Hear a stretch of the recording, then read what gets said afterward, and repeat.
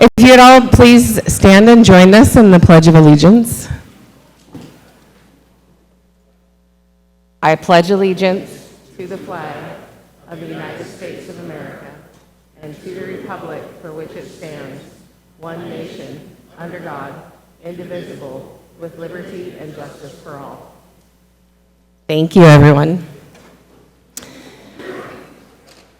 My name is Leslie Simons, and I am the current chair of the Chamber Board of Directors. I want to take this opportunity to welcome you all today. Thank you for being here. I'd like to welcome some very special guests. If you could wave, give us a wave when I say your name. Of course, Mayor Matt Miller. Just throw some extra syllables in. We've got County Commissioner Ron Wiesen. Where's Ron? Hi, Ron. Port Commissioner Kathy Pettis. I saw Kathy over in that direction too. Thanks for coming. Christine Cleland-McGrath from our City Council. Thank you. Our Chamber Board of Directors, including myself, is Jason Easton here. I didn't see you, but you're on the list. Where's he at? I did see Dan Mora. Jeremy Price, are you here? Jeremy? It's kind of like roll call. I'm keeping track. Alan Workman, I know you're here. Amanda Lavecchio, Aaron Meisner, Wendy Drake, Mark Leone, thank you very much, Dan Mora and Dave Cruz. Anybody I missed? Thanks to the board for making it today. I appreciate everybody being here. Our luncheon sponsor today is from the new John L. Scott Group. So, our new owners in town of John L. Scott are the luncheon sponsors. Joy Edwards Brown is co-owner and designated broker, and Larry DeYoung is co-owner and managing broker. Please welcome them to the community.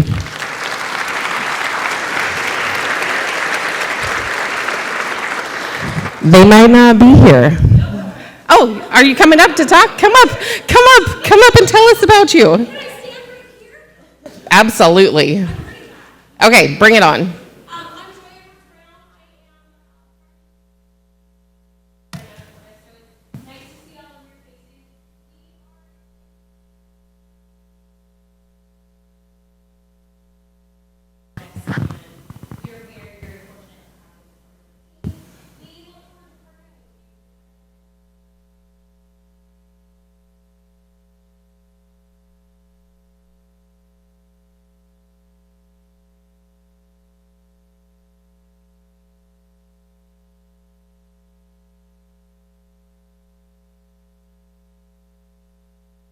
Thank you, Joy. Welcome. Thank you so much. So we have some other new members here today, and we would love to have you come up and take a little 1-minute commercial window, if you would. So if you are here, when I read off your business, pop on up to the front, and you'll each have a chance to kind of do a little commercial. We've got Total Home Services, Family Life Church, Dirty Deeds Septic Service. I'm such a fan of the name. I love it. Equity Solutions Northwest. Clay House, which is having their ribbon cutting and grand opening on Saturday. It's very exciting in the right next to Union and Dad's Diner down in that corner. Leslie, is it Lacalucci? Did I say it right? John L. Scott, is that you? Did I say it even close? Icalucci. Oh, well, of course it's a capital I, not an L. Don't judge me. The Friends of Fidalgo Pool and Trans World Business Advisors. So nobody came up to the front to do a commercial, but let's give a big round of applause to all of our new members and welcome them. Thank you, everyone. So we have a very special speaker, and we are all in his house today. A lot of us have heard the very long bio of Mayor Matt Miller. He's got a great history that we all are familiar with. And so we're going to give you kind of an abbreviated version. Matt is originally from Maryland, where he received his degree from the University of Maryland in Government and Politics, and then served in the Navy for 22 years, finishing his career at NAS Whidbey Island, serving as the executive officer. That's the CO, not the XO, right? Is the XO? No, gotcha. Get it done, shipmate. He and his wife owned and operated a children's toy store for 15 years here in Anacortes. He was known for serving in many capacities in the local nonprofits and boards. Matt also served 8 years as Anacortes City Council member before being elected to the Anacortes mayor starting in 2022. I think the key word we keep hearing is served. Matt has shown over the years that he is a servant leader. He's also married to his lovely wife, Heather, and they have 2 children, Alex and Brittany, both of which are graduates of Anacortes High School. Please help me give a very warm welcome to our Mayor, Matt Miller.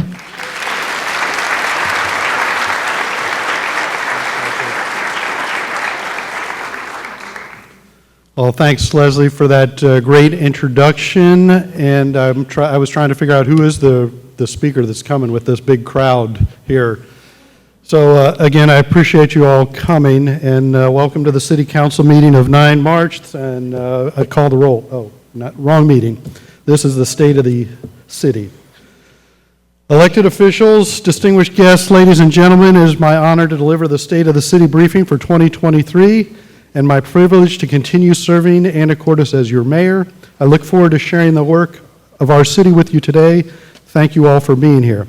So this is where I jump into my long introduction, but instead I'll just make sure everybody's heard my terrible joke about I'm a pilot, if you didn't know, and how do you know that somebody's a pilot when you first meet them? They've already told you, and apparently my firefighter friends do that as well. So. But if you want to know the airplanes that I rode in the Navy, if you're on 20 driving to the base, Altfield Road, both those airplanes are retired and on sticks. So that's what I did for the Navy. But I have been now mayor for 1 year and 2 months, I think, something like that. And something I know maybe Leslie didn't know this part, but I'm fortunate to be married to my lovely bride for almost 34 years. And if it wasn't for her, I wouldn't be standing here today. So I don't know if that's, but thank you. All right, and so I don't ramble on for 3 hours, because I have 5 hours of information that Jessica makes sure that I cram into 30 minutes. So I'll try to stick to my script. But my main focus will continue to be, as mayor, focusing on enhancing public safety, strengthening the capability of our police and fire departments, deliberate and smart growth supporting a variety of housing options for all income groups while protecting parks, forest lands, and open spaces, fixing our streets as the infrastructure priority and the completion and success of our fiber project, fiscal accountability that prioritizes must-have versus nice-to-have, and navigating that fiscal accountability through our fiber project. Waterfront access, whether progress on the Guimas Channel Trail, the MJB project, or collaborating with port projects for more waterfront access for everyone. As far as the agenda for this briefing, I thought we'd work through the lens of our various committees, particularly our council committees, as well as boards and commissions that help your local government work. While our city staff and departments are the engine that drive the daily work of the city, it is much driven by the recommendations of our committees that lead to guiding policies and priorities set by the council. Because of the time, research, and deep discussions of our committees and board members, City Council can make well-informed, data-driven decisions for our community. I will not so subtly be encouraging you all to get involved on a board or a committee. Public service, especially when that service is volunteer, is integral to the success of our community. When I was on the Planning Commission, I'd like to say we got paid in paper clips, but they're really the nice ones. You can use them as chip clips and all that other stuff. But we do need many voices to ensure we are providing quality services to meet all our citizens' needs. And I know many in this room are serving on those boards, so I thank you. As I move through these slides, please take note of the names of the council members across the top of the slides in case I don't point them out as we move through. Council. Our council members come from varied backgrounds and function as the policy team to serve the public. They set policy that reflects our community. They adopt long-range plans that support collective vision for growth and approve a budget that is fiscally responsible with your tax dollars. Again, I spent 8 years on council, and I can assure you they make thoughtful, measured decisions that reflect their constituents. They're elected by you, they represent you, and they serve you. We do have a city council election this year. 4-year terms for wards 1, 2, and 3 are over at the end of 2023. Elections are one of the best opportunities to engage with how your representatives represent you. Cities will typically hold odd-year elections, and I think that's a good thing as the government closest to the people. And you can see these are Ward 1 in the green. That's represented by Ryan Walters. Ward 2, Christine, thank you for being here. Ward 3, Jeremy Carter on the west end. So those are our wards. The other council members are at large, and they represent the entire city limits. So as you heard, I am a military guy. Some people say maybe institutionalized. But it's, for me and us military folks, it's about the mission. And the mission is to maintain and improve the quality of life reflecting community expectations through a focus on public participation and employees, mayor, and council teamwork, a team dedicated to serving our citizens in a professional, efficient, and courteous manner.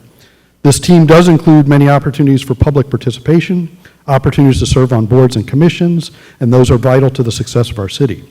And like I said, I know many of you in this room do that, so I thank you. It's a meaningful way to get involved in your community and have a voice in the decision-making that impacts you, your family, and your neighbors. So I'm going to talk about some of those opportunities, some terminology, and I'll try not to make this Anacortes Local Government 101. And you might have heard in my bio, I majored in government and politics. I think that's what we called it at Maryland, also known as poli-sci, also known as poli-sci and fly. As somebody who had to get a degree to go to flight school. And what's the easiest major? Government and politics. I'm in. Okay. Some of you got the joke. Thank you. Sorry, no offense to you poli-sci majors out there, but I think you can take it. Committees consist of council members who are appointed by the mayor pro tem after an election cycle. The city staff members are assigned by the mayor. The committees are where the deep work of council happens. We have a limited time in our weekly council meetings that are typically a time of action, not study. And our committees are dedicated to learning and problem solving. This is a time for in-depth data review, discussion, and thoughtful development of recommendations to the entire council for action. Boards and commissions expand upon this work by bringing the voice of the public. This is where you all come in. Your experience, your insight. How can the city best serve the needs of all citizens?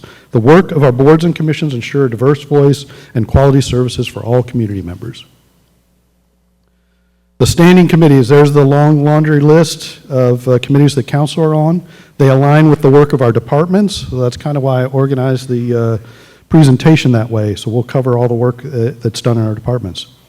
The committee is supported by our directors. They help guide strategic planning, ensure best practices, and are vital to the clear, consistent, transparent communication between city staff, council, and the public.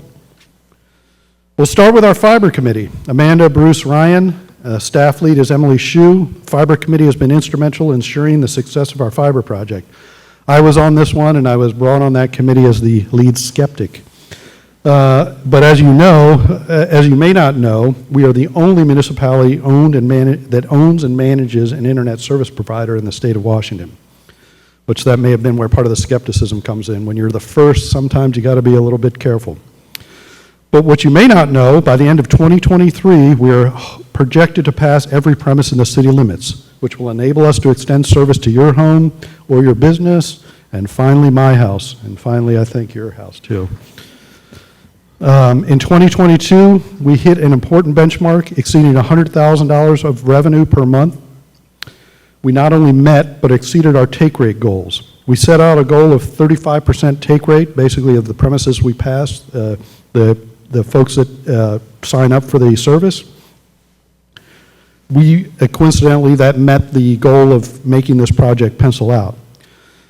But we did it incrementally. We did it with a pilot area, and our pilot area blew that away with over a 50% take rate. We also completed the West End expansion in 2022, and next year we'll aim to hit our annual gross revenue of over $1.7 million. But this is a very expensive project at a bit over $15 million. The good news is we put about $8 million of fiber in the ground, and we're only $4.5 million in debt. But we got another $7 million to go, so that's why it's a big focus for us. We're not finished, but we're getting there. So if you aren't already a fiber customer, when will you be? Well, this map shows our current service areas in green and our expansion areas through 2024. To date, we have just over 1,860 customers in service with another 1,500 customers who have signed up for service. If you're in the west end, which is shown in green, on the west side, we have nearly 400 orders still to hook up. So green, we've got the fiber in the streets, but we haven't gotten it all to your house. We're working as fast as we can, so please be patient. Another good news with the fiber project, customer satisfaction has been extremely high. This is great. I always remind the staff, though, that we need those customers to be happy for 15 years to pay for the system. Building a fiber optic network is an expensive undertaking. We are making this investment to create an infrastructure that provides essential service to our community, meeting our mission with a network for you and owned by you. This leads into economic development. The committee is Anthony, Amanda, and Christine. This is a new committee and is supported by Don Meismer, and with the City of Anacortes Economic Development Committee is authorized by the city for the purpose of prioritizing goals and policies for healthy economic growth and determining corresponding action items consistent with the economic development element of our comprehensive plan. Beginning in June, the committee started in June of this year, began meeting the process of developing the economic development strategic plan with input from various community stakeholders and interviews with other members of the community. In the committee, in coordination with EDAS, developed a process for getting a strategic plan moving ahead, which includes an open public process to determine strengths, weaknesses, opportunities, and threats. Many of you all are familiar with that, also known as a SWOT analysis. And in cooperation with EDAS, there will be several community meetings in 2023 to define and outline the plan moving forward.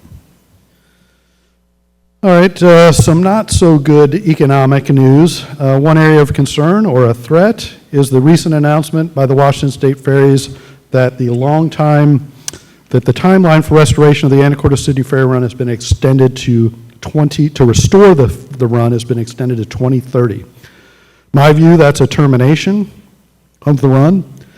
The Economic Development Committee, working with our Anacortes Ferry Advisory Committee, our friends in Sydney, and all our other stakeholders, will continue to advocate for the return of the service that supports our business community and the nearly $4 million in economic activity generated by this run. As mayor, this news was deeply disappointing, and as somebody who's been on the Ferry Advisory Committee for over 10 years, it was a gut punch.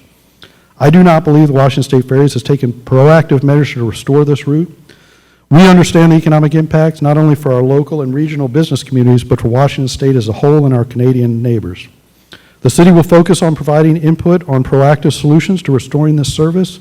We look forward to having Director Vizina present to council and the community on this Monday at City Council meeting.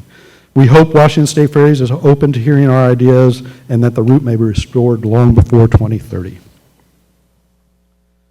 Okay, on the planning side of Don's work, we have the planning committee that also has Christine, Carolyn, and Ryan. It was a busy 2022. Work on shoreline, environmental, critical area codes were accomplished. Planning provided guidance on multiple projects, including Fidalgo Flats, also known as the skyscraper. Birch Tree Village, that was also a little bit of a joke, but Birch Tree Village, which is the Anacortes Housing Authority project, Majestic Inn expansion, cottage housing develops, and other diverse multifamily projects. In 2023, planning will see action on the housing plan, updates to the shoreline management plan, development of a parklet policy, and it will be an integral part of shaping the MJB development. Many of you know, and I see a lot of you in this room, the long history of the MJB property. There's much activity going on now, and I often speak of the monumental shift in the center of gravity of Anacortes as this project develops. I realize there's some passionate opposition out there, but after 25 years, it is time to move forward, bringing in the new while respecting and enhancing the old. We are close to a detailed process led by a SEPA checklist, that stands for State Environmental Policy Act, a developer's framework agreement, and substantial shoreline permit and long plat application. So we're moving forward. So more on planning. These are just a couple of slides of some trends in permits and what the leading indicators are for our community. Those blue bars represent all permits, so they might include remodels or fence permits. And then the orange bars are, for the slide on your left, are the permits for housing units. So a more breakdown of permits is on the right. And as Anacortes and other communities work towards finding cost-effective housing alternatives, we expect to see the increase in property development that is not single-focused. I think Anacortes has been a leader in the area of housing diversity, and given we understand we are on an island and nearly half of our city limits is protected by parks and forest lands. And this thoughtful approach ties all the way back to our 2016 comprehensive plan and our developmental regulations of 2019 that rightfully called for more diverse housing. We are certainly seeing the results of that regulatory work clearly in 2021. So 2021 is on the right is the orange bar, and then 2022 is the gray bar. So in 2022, that might be more reflective of our current economic forces like interest rates. And here's a very busy slide of a snapshot. This is the second most question I probably get besides why are you letting T Avenue become like Seattle. The first question I get is what is going on XYZ? Well, there's a lot going on, and there is building going on all over. Again, we're seeing the results of our comprehensive plan changes and our 2019 code updates. We're still working on the edges of those, but we don't have room to go out. All right, so now I'm going to put Don Miesmer on the spot and thank him and congratulate him. Where are I see? Yeah, he's trying to hide. And I can't thank Don enough for his 30 years of service to the city of Anacortes, and I don't have time to tell a story of my first reaction or my first interaction with Don as a homeowner trying to be a general contractor to add 800 square feet to my house. He was very helpful and didn't laugh at me, so I appreciate that. Many years ago, before I even got involved in city government, so I appreciate that. I appreciate Don's many years of service. I know he will be missed very much, and I'd just like to thank him, and if you join me in round of applause.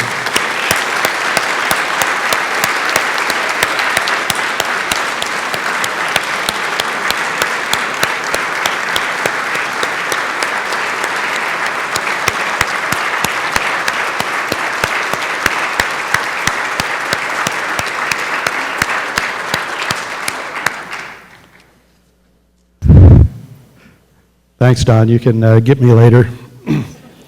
But this group, the chamber, this group really knows the impact that Don has had on our future, and it will be a lasting impact for a long time. Okay, we're jumping to finance. Bruce, Ryan, and Anthony are on that committee.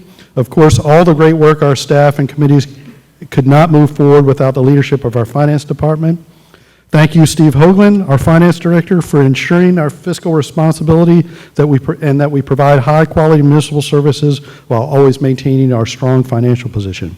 I am ever mindful the money we spend is your money, entrusted to us, and to use as wisely as possible. Steve is the right person to ensure this happens. I also need to credit Steve for the Molly Lane purchase idea, which we'll talk about a little bit later. I will also be sharing a high-level overview of our finances, but I do encourage you to visit our website, attend a city council meeting for an in-depth reporting of city finances, typically during our budget cycle that starts August, September, or quarterly reports, or online tools. All of our budget material is there, and a tool like OpenGov. OpenGov, we saw that start in this year, a software system designed to streamline our budgeting, planning, and reporting. There were a few bumps in the road as we integrated this software into our budget process, but this year we will fully implement the program with the ultimate goal of providing the public multiple ways to view and interact with that data with the goal of complete transparency in our budgeting. Finance will also be focused on long-term fiber funding, banking transition, Fire Station 3 funding options, as well as potential impact of a public safety levy lift lid. And then here's the really big picture where our revenues come from. The big part 80% taxes, and then 17% charges for services, and then a small portion of grants and donations. The big four, as I like to say, where our revenues, when you break down that tax portion, it's sales tax, it's property tax, it's utility tax. The other taxes, I think in the dark blue, those are typically pass-through taxes of things like the jail, affordable housing sales tax, those things. But when it comes to things like utility taxes and even general revenue, and even the portion of paying for services, I want to point out, and I know we have some representatives of the refineries here, but the impact of the refineries on our water rates, we basically charge you water rates that are based on what it costs to maintain and provide those services. Without the refineries being part of that system, the average homeowner, the average water rate is about $42. I know there's other things on that bill, but just for the water portion. If the refineries weren't part of that, we would see those double, and they would be about $91. For a commercial property, the average cost is $64, and again, without the refineries being a great water customer, not only paying for the water, but then paying tax on the water, those would go up by $75. So thanks, refineries, for being a good water customer. Okay, some other sales tax revenue I know that for this crowd is very interested.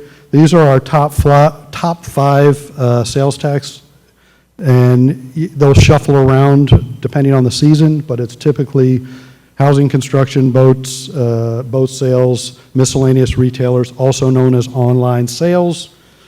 No commentary as a former brick and mortar retailer there. Used car dealers and full service restaurants. So those are our big five, and those tend to move around. All right, watching my time, moving a little faster. Housing Affordability and Services Committee, Community Service Committee, Christine, Carolyn, Ryan. This was created in 2016 that works on ways to make housing more affordable, identifying gaps in community services, and to make recommendations on the budget and community development block grants allocations for social services.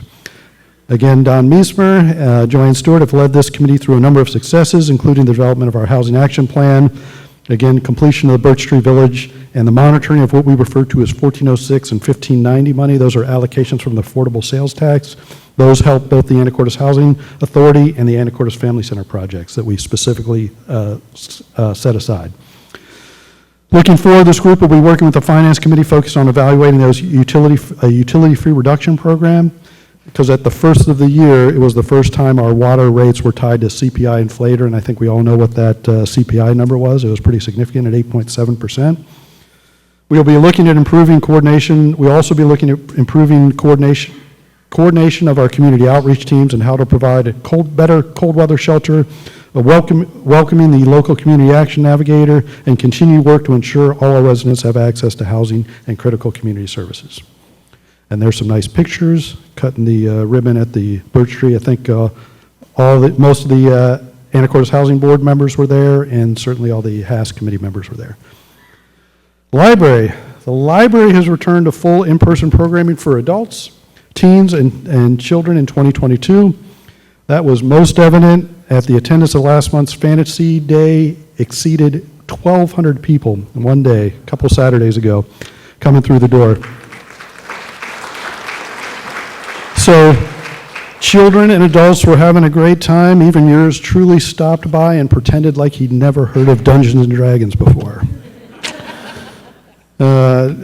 Director Jeff Vogel and his staff have always made this high-value community asset safe and welcoming space. The staff has faced unprecedented challenges with a number of patrons who find themselves in crisis or seeking respite in the library. In partnership with our social outreach teams, the library staff is receiving additional training on how best to support those needing assistance. 2023 will see the completion of the Sylvia Maxon Children's Area remodel, as well as develop a vision for the teen area renovations. And looking to increase patronage in both in-person and online offerings. So if you haven't heard of an online offering called Hoopla, I encourage you to check it out. It's great. Some nice pictures from the library. The museum. We are fortunate as a municipality to have a program that's part of our municipal government. Jeremy, Christine, and Bruce sit on that committee, supported by Director Brent Lunsford. The museum has returned to full programming with a number of fascinating exhibits and partnerships. In 2022, those partnerships resulted in new interpretive signage with the Samish Indian Nation and Rotary. In 2023, the museum will continue to support our departments with multimedia and messaging. The museum staff committee will be bringing new exhibits to the Maritime Center and look forward to increasing the patronage of both the museum and the Maritime Heritage Center. The museum offers many ways to do research, and many resources can be found on the website, including oral histories, newspapers, and a calendar of historic events in Anacortes. So really interesting stuff. I encourage you to check that out. Parks and Recreation Department maintains our crown jewel parks and forest lands with Amanda, Bruce, and Carolyn. From the Senior Activity Center to Messy Me Toddler art programs, their facilities and programming touches nearly every resident in some way. Last year, under the direction of John Lunsford, they completed the Grandview Cemetery expansion and continue the work on the Anacortes Forest Land Conservation Easement Plan.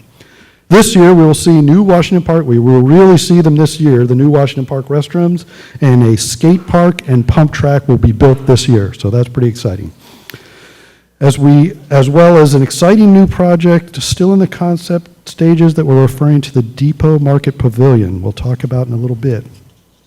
Senior Activity Center. Anacortes Senior Activity Center, under the direction of Carl Wolfswinkel, returned to full programming. In 2023, this year, we're celebrating 50 years of operating as a senior center. I had the pleasure of honoring Lee with her 10-year Pride and Service Award. Lee and the team produced an amazing newsletter, and if I would challenge you, if you can't find something that's interesting in that, you are not looking hard enough because there are so many activities there. So, and one of those activities is a conversation with Mayor Miller. I like to refer to it as a chat with Matt. Great pictures from Parks and Recreation. I was happy to take part in Armed Forces Day this year at Cause Memorial, honoring my generation of vets with a Iraq-Afghanistan plaque. THOMPSON TRESTLE, it's open. Yay. Yeah. I'll take those applause. We sincerely appreciate the outpouring of support we received from our community. There were so many to thank for their willingness to immediately step up and support the efforts to restore the trestle. Highlight Culbertson Marines, Strandberg Construction, Transpac Marinas, donors, Miller Charitable Group Charitable Trust, Anacortes Kiwanis Club, Samish Indian Nation, Marathon Refinery, H.F. Sinclair, Skagit County Commissioners, Anacortes Rotary. Special thanks to the Parks Foundation for their efforts to organize that volunteer and fundraising effort. We raised the funds we needed to get it open, and we got it open much earlier than we hoped, and hopefully we're enjoying it. We are looking forward, in a partnership with the Samish Indian Nation, work on a full replacement. And this will improve the ecology and function of the bay, removing the creosote pilings, and improve that hydrology. And the other nice bonus is it won't be creosote and it won't be flammable. Personnel central to all the good work are our people. Christine, Carolyn, and Ryan sit on that committee.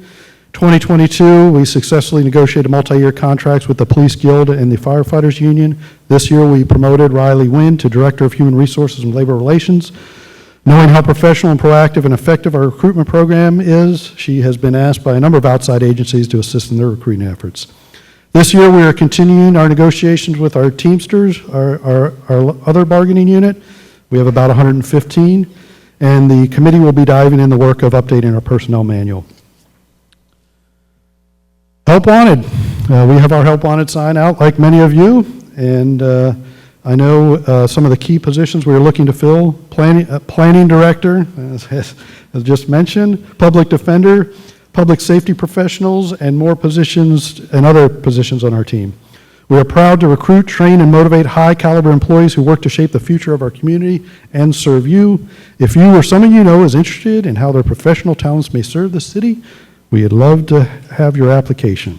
We have multiple offers out to quality police candidates, and we'll be filling the new 2023 positions of a half-time parking enforcement officer, and we've already filled our full-time stormwater and code inspector position.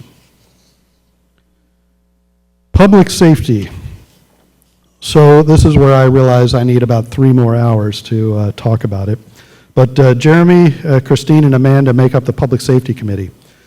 In addition to the successful APD recruiting efforts, one thing we look forward to is the work with our regional partners in the Criminal Justice Training Commission to bring a basic training academy to Skagit County.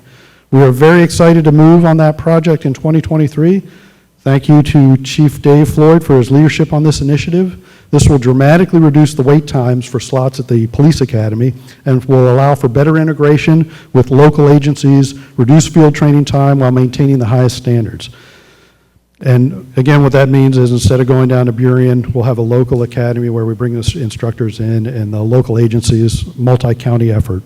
It's a really good project, and there's a lot of support there. Get quicker training, better product, and get them on the street, patrolling our streets faster. We also plan to reestablish the Citizens Academy this fall and re-energize our Citizens Patrol. Again, opportunities to serve your community in a meaningful way. The Anacortes Police Department's mission is to contribute to the overall improvement of the quality of life in the city of Anacortes through reducing danger from criminal activity and improving community well-being by identifying those who are in most of need of aid, providing assistance, and working in partnership with members of the community to achieve our common goals. Partnering with the Anacortes Family Center's social services provider, our community paramedic with backup for mental health support as well. As you might imagine, I have received dozens of calls, I'll use dozens of calls or emails, what I call very fair complaints about T Avenue and to a lesser extent other areas in town. I've compiled probably 50 pages now of emails, and I haven't transcribed the sometimes half-an-hour phone conversations that I have with constituents. One of my favorite calls, though, has to be, are you aware of what's going on T Avenue? I am. It is important to try to understand some of the factors of how we got there and what we have done and where we are going. Part of it, and this is just my opinion, the general permissive acceptance of what most of us would call criminal behavior. We've made some adjustments in our state law, probably in an overreaction to things that have happened elsewhere, and we're seeing some of the effects of that. And I don't have 3 hours to go into what happened last year's legislative session or 10 hours to talk about what we've been working on this legislative session. But my view, some of those actions have had a direct correlation to the rising property crime in Anacortes that is associated with illicit drug use. Still, I am hopeful of legislative actions of the year. I've heard some good news that we're going to get some help, and we need it. But our approach in general to the issue, for example, on T Avenue, is first of all, of the folks that we encounter, is evaluate the need for critical services and connecting those to those services. And we have been successful in that area with probably upwards of 60 or 70 folks. And then for those not receptive, we provide warnings that you need to comply with our city codes and ordinances like the other 17,880 people in our community. There are, however, lots of legal restrictions in being able to do that.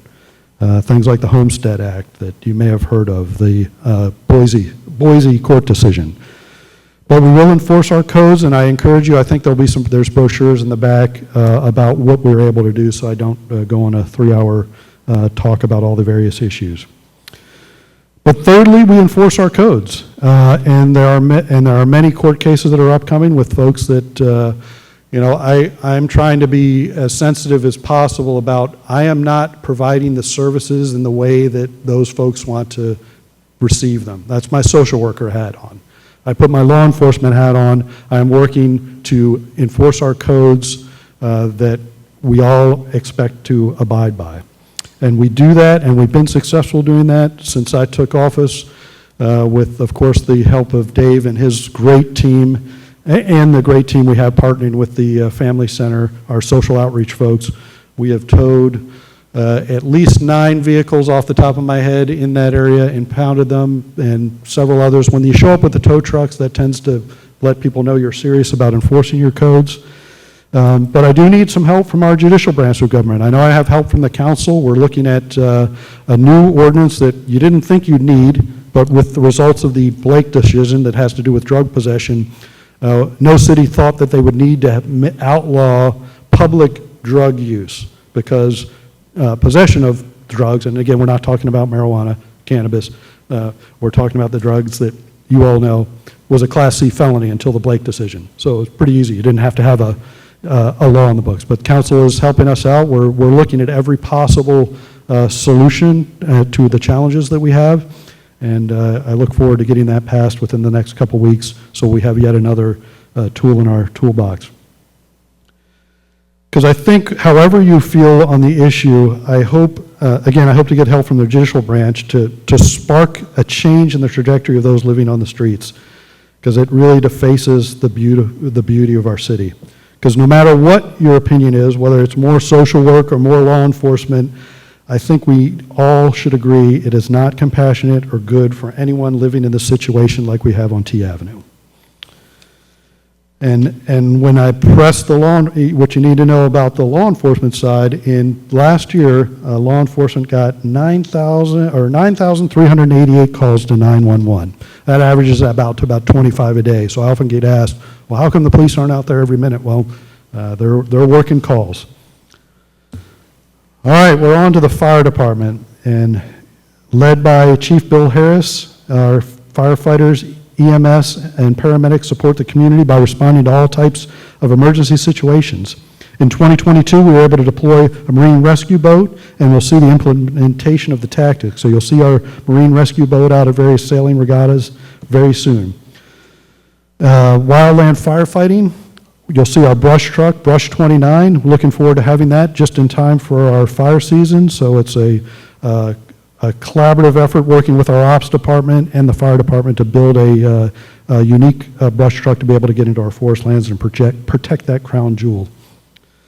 The voluntary training program has been continuing, and we are enhancing our community paramedic program, partnering with the mental health professional. We have also welcomed 2 assistant fire chiefs, Chief Burbank and Chief McDonald, to our team, and there'll be a picture, I think, coming up. We began studying the feasibility of a new fire station when Fire Station 3 became a 24/7 facility in 2019.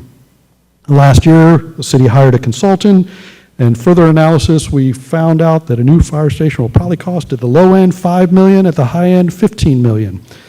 So an opportunity presented itself. We had been renting Fire Station 3 out on Molly Lane for the last 12 years, and we've invested in it, we've upgraded it, and that went to a 24/7 fire station in 2019.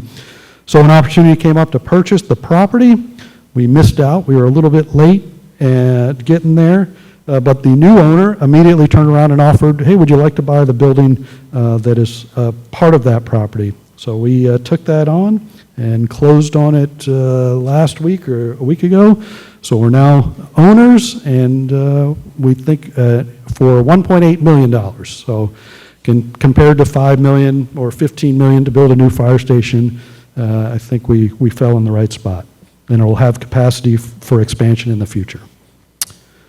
All right, public safety, I think we're wrapping up on, go back one slide if you can, and there's our new, in the white shirts, our new assistant chiefs. So you'll see them out a lot more. All right, got to go a little faster. Public safety, levy, lift, lid. Lots of questions about that, but our commitment to public safety led us here. If you have not heard, Anacortes City Council adopted Resolution 3103 that places a levy, lift, lid on the April 25th ballot. I believe it's important for public to understand the points of this proposition. I've had a good deal of experience writing a 24/7, 365-day schedule. It's a big math problem, and it's a risk analysis problem. If the Proposition 1 is approved, it will provide funding to a funding source for the city to hire 8 firefighter medics, which will allow a second unit to be stationed at our main fire station. And that, back to that math problem, that's 2 firefighters at Station 1 to staff an additional unit. And the math problem is based on you start with 28, 24/7, 3 shifts, and training, sick, leave, all that stuff builds into that big math problem. So since 2013, the Anacortes Fire Department has experienced an increased call volume of 60%. In 2020, as you can imagine, that means we are frequently responding to multiple calls at the same time. With staffing of 1 unit at each station, which is what we currently have, there were 899 overlapping calls in 2022 and 275 times when call units were responding with no backup, meaning all the stations were out on calls. It will also allow funding to hire 5 additional police officers, which allow additional resources for addressing patrol and investigations while utilizing important de-escalation techniques. More officers, more time on scene. That's what de-escalation is about. Increased presence of officers also will proactively deter criminal activity. The addition of new officers will provide more staff time to resolve these increasing caseloads and allow responders the time needed to de-escalate, resolve emergencies, and will allow more patrol time and more traffic enforcement. I encourage you to read Chief Day's recently published annual report, where you'll see the dramatic impact, the dramatic changes in criminal activity and traffic enforcement. Here's the money.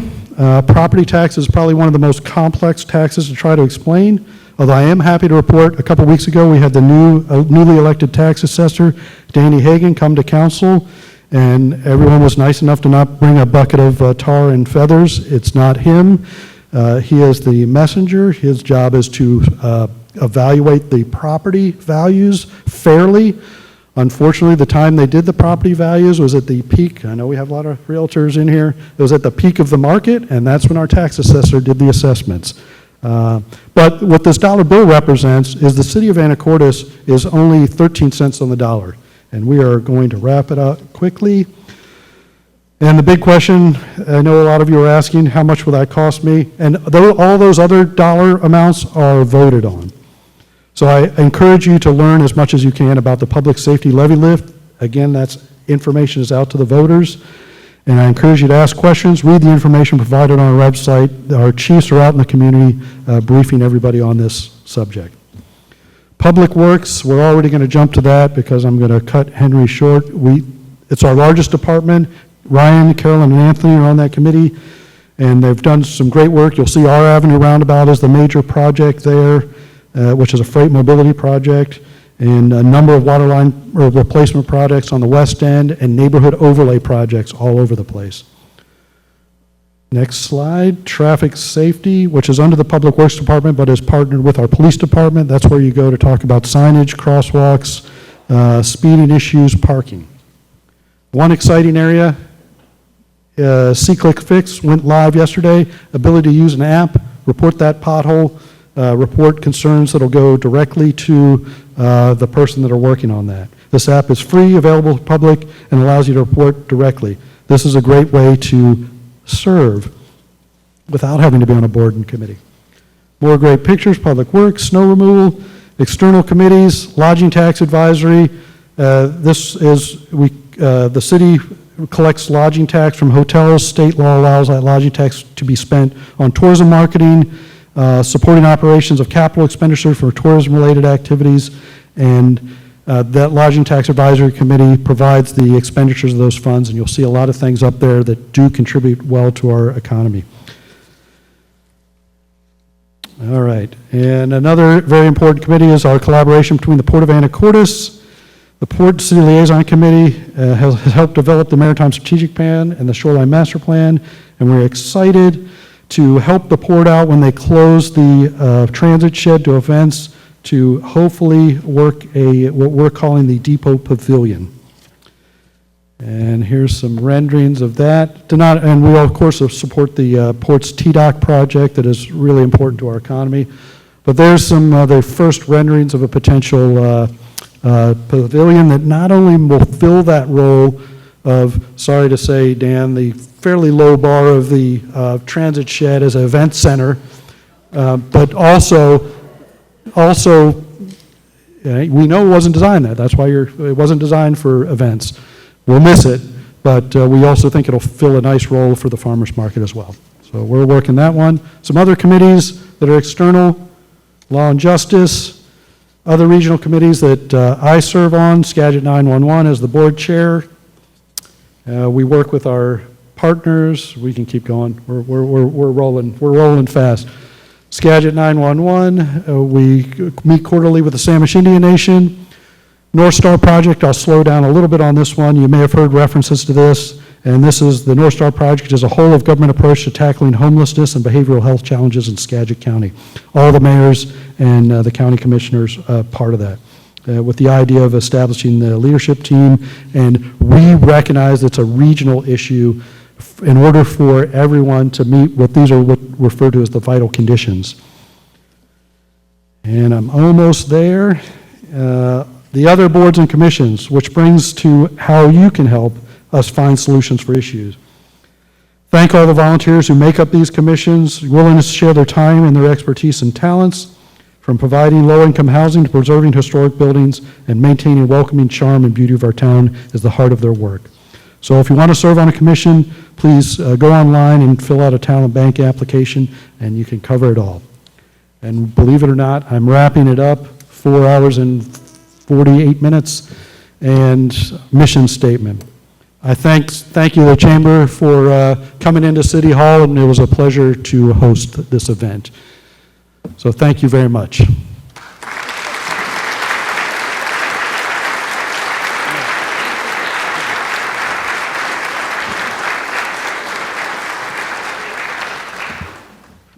Okay, so now we are going to invite those of you that brought a door prize to please try to wiggle your way through to the front, grab your door prize, and then come over to me here up front. While you guys are doing that, I'll do our closing announcements. So coming up, we have the ribbon cutting for Clay House this Saturday. That's going to be at noon. We also have our business after hours are on Thursday, March 16th. That's going to be at Land, Title, and Escrow. That will be at 5:30 p.m. Next month, the April luncheon is going to be the public safety update from both our fire and police chiefs. And then new this year, brand new event, the Anacortes Nautical Treasure Hunt. So the Chamber and the Arts Festival are teaming up to do a treasure hunt. I don't know if any of you guys have done the Stanwood glass ball quest. Very similar. So we'll have little clear balls hiding in the stores in Anacortes. And if you or a family member or a guest from out of town finds it, it equates to a brand new piece of nautical artwork designed and created by the Arts Festival artists. So it's going to be amazing and fun and a great tourism draw. That's April 14th. So you guys will see more about that coming up. So we've got a great crowd here. So I'll wait for my last thank yous for after we do this. Thank you, Elizabeth. And we'll go ahead and get started. If you could tell us a little bit about your business and what you brought today. Well, I have Wellness for Life. We have a $100 gift certificate for anything you want to use. And I just want to say April 1st, we're having an open house. So come down. There's going to be Eagle Haven Wineries coming. We're going to have food, great raffle prizes, classes, and all the things we offer. And it's super fun. So come and play with us.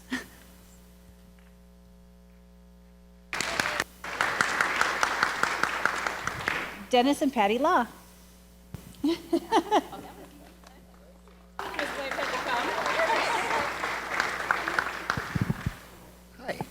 Hi, I'm Alan Workman. Many of you know that I'm involved in real estate sales, and I've added a new dimension to my service offering, and that's property management.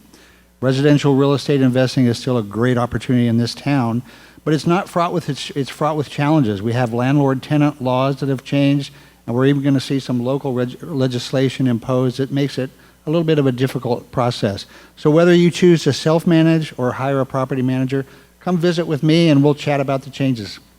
And today I bring a little Cabernet from Central Coast. It's called Freak Show.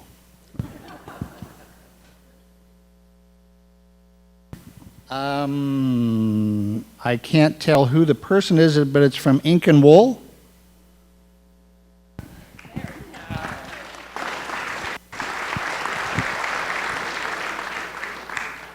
So I'm Lori Mall, and actually my current shop is Fidalgo Artisan Yarn and Clothing. And across the street in June, I'm going to be opening a new shop, which is the Wishing Rock, and it's a store for garden lovers. These are the kinds of things that we'll be having in the shop. And so it'll be birdhouses and hurricane lamps and plants and pots and all the things that we all, or a lot of us, love, the gardeners among us. So this is an indoor pot, and it's got a palm, as you can see, and some rocks that are actually rainbow rock from Montana, and then a little arrow plant. Easy to take care of. It likes indirect light and a little bit of water, but not too much. So there we go.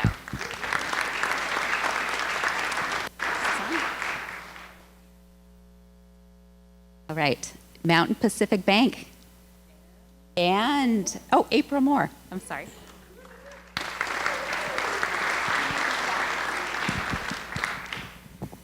Hi everyone, I'm Andrea with HF Sinclair. Mayor Miller, thank you for the education on what's going on today and the heads up about all your staff, and congratulations. Thanks to my colleagues, Artie and Jeremy, hiding in the back there, for joining us today. And if it's not on your radar, we spring forward on Sunday. So we brought a little bit of energy boost for anybody who might need it, especially those like me with young kids.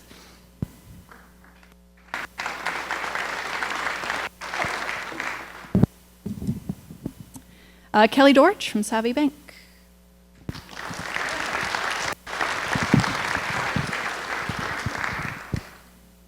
Hi, I won't reintroduce myself. I'm Joy Brown with John L. Scott, and we just wanted to say thanks for letting us play and bought a bottle of white wine. And it's Chelsea Jimenez from Communities in School. Yeah.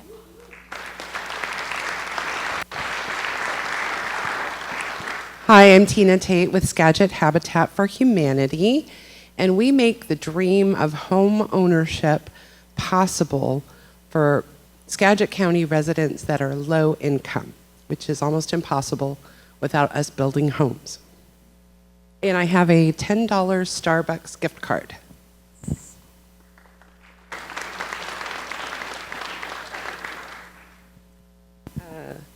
Torben Mann.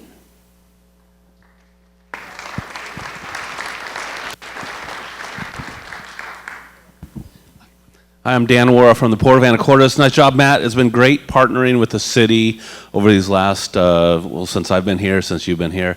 We're working on a lot of things. Come to a port meeting. We just have a new commissioner, Sean Ottenbright. So we're back to 5 commissioners. And we've got a great swag bag. It's a dry bag, and then inside of that's a coffee mug and a water bottle and a notebook and a bunch of other stuff.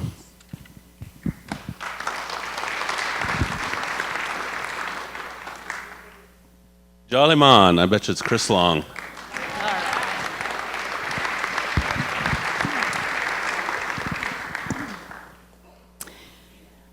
Hi, I'm Marna Fletcher, Executive Director of Skagit Symphony, and today I have a gift voucher for a pair of free tickets to our upcoming concert called It Takes Two to Tango.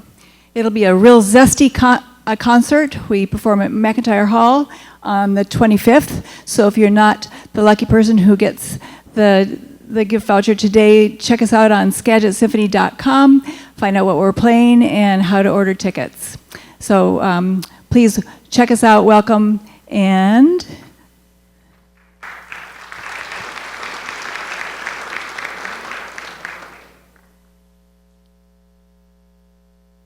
we've got Amanda.